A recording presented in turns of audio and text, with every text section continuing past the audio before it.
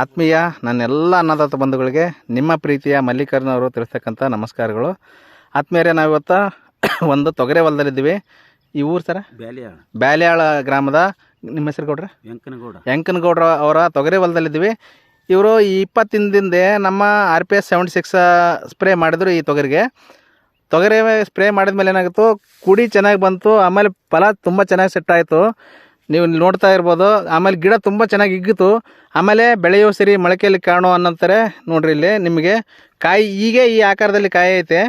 ಇದನ್ನು ನಾವು ಮಾತಾಡೋದು ಸರಿಯಲ್ಲ, ನಮ್ಮ ಗೌಡ್ರ ಜೊತೆಗೆ ಮಾತಾಡೋಣ. ಗೌಡ್ರೆ ನಮಸ್ತೆ. ನಮಸ್ಕಾರ ಸರ್. ನಮಸ್ಕಾರ ಸರ. ಈ ಹೊಲಕ್ಕೆ ಏನೇನು ಬಳಸಿದ್ರಿ ಸರ? ಇದು ಆರ್ ಪಿ ಎಸ್ ಸ್ಪ್ರೇ ಮಾಡಿದ್ರಿ.